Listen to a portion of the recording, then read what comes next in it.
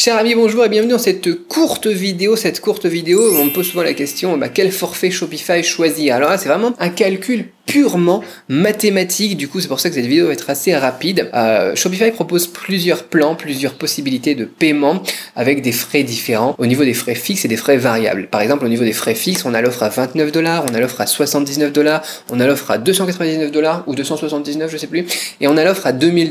D'accord? Shopify Plus, qui en plus de cette offre-là, elle est payée uniquement à l'année. Donc c'est des gros investissements. On a quoi? Donc on a les taux aussi qui peuvent changer en fonction des commissions sur les transactions. En taux de base, on est à 2% sur Shopify basique. Sur Shopify normal, on est à 1%. Sur Shopify avancé, on est à 0,5%. Et Shopify Plus, on est à 0,25%. Et donc après, c'est un calcul purement mathématique. Alors on a Shopify paiement aussi, si tu l'utilises, ou si tu l'utilises pas, ça peut jouer un petit peu, mais ça joue pas grand chose. On a vraiment un calcul qui est purement mathématique sur ton chiffre d'affaires mensuel pour choisir le plan, tout simplement. En fait, tu peux regarder, tu as même des trucs en ligne qui te permettent de voir en fonction de ton chiffre d'affaires quel est le mieux, quoi.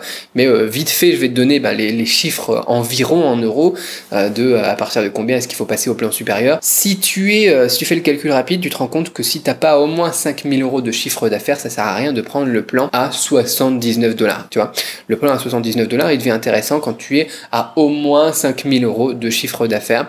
Et ensuite, pareil, palier suivant, et tu peux le checker, hein, c'est très intéressant le petit calculateur que je te mets dans le lien dans la description. Le plan suivant, si t'as pas au moins 45 000 $, donc une quarantaine de milliers d'euros de chiffre d'affaires, là aussi c'est pas intéressant.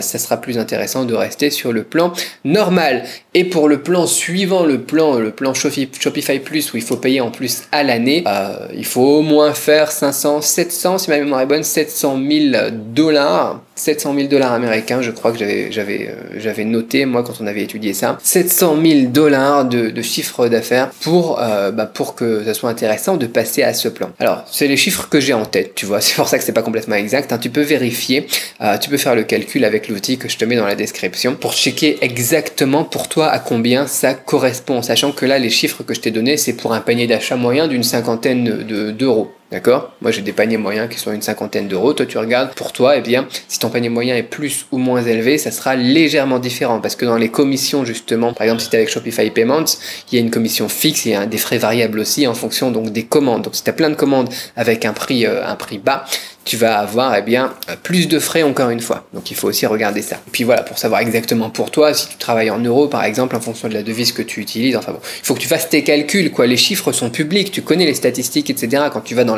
l'onglet pour choisir ton plan, tu le vois, quoi.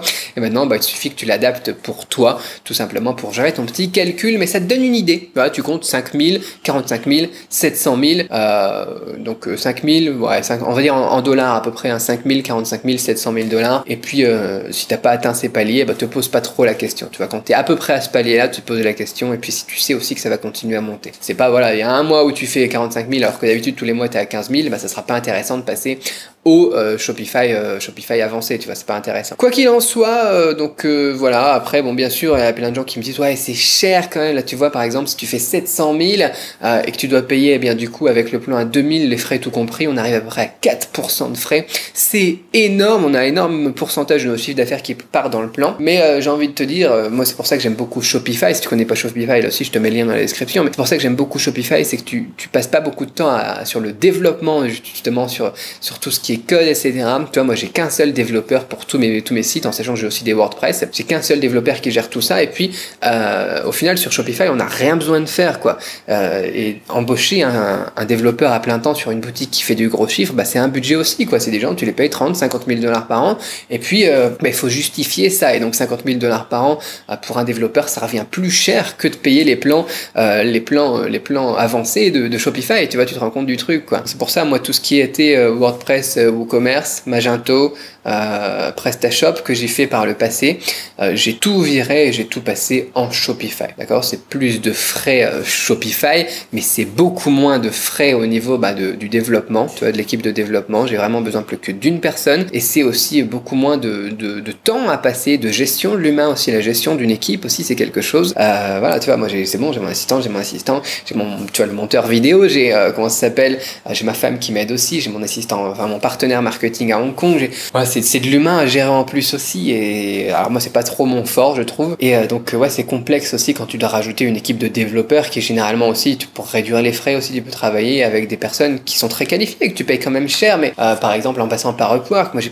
payé des milliers, voire des dizaines de milliers pour certaines entreprises d'euros de frais pour embaucher des freelances aussi sur Upwork, quoi. Et la gestion de l'équipe, enfin bon, c'est quelque chose, c'est un truc de fou, quoi. On se rend compte que c'est plutôt rentable au final de partir sur du Shopify tout simplement.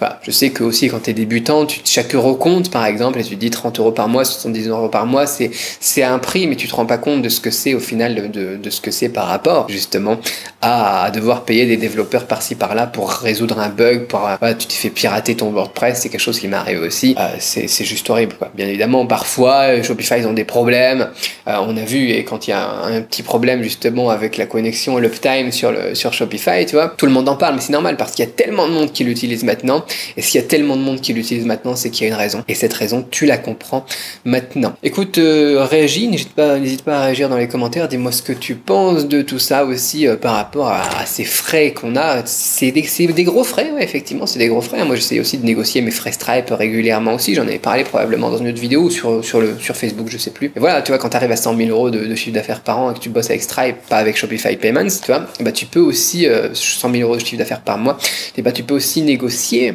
les frais. PayPal aussi, tu peux négocier les frais. Enfin bon, c'est normal, chaque pourcent compte, tu vois, quand t'es sur 1%, un petit pourcent sur un gros chiffre d'affaires, ça fait plaisir quand même, quoi, ça monte bien tes marges. Mais bon, c'est quand même important. Mais voilà, il faut vraiment peser les différentes choses, la gestion de l'équipe, les salaires ou les freelance, tout simplement, même si c'est pas du salaire, quoi. Pour avoir un bon développeur qui te fait un petit truc, c'est déjà $50, quoi, c'est un petit billet qui part. Et enfin, moi je trouve que c'est vite rentabilisé. Voilà, je vais pas aller plus longtemps là-dessus et vous vendre le truc. D'ailleurs, si Shopify ça vous intéresse, vous avez le lien dans la description encore une fois. Moi pour moi Shopify ça a été un gros changement dans ma vie, dans mes business en ligne, et c'est pour ça que j'ai du mal à dire du mal de Shopify, mais n'hésitez pas à me contredire et à réagir dans les commentaires. Je sais qu'il y a vraiment des fervents défenseurs de WordPress. Après tu vois, c'est comme les gens Apple, Microsoft et tout ça, il y a une petite guéguerre entre eux, mais alors moi je suis Apple. À très vite pour une autre vidéo, bye bye.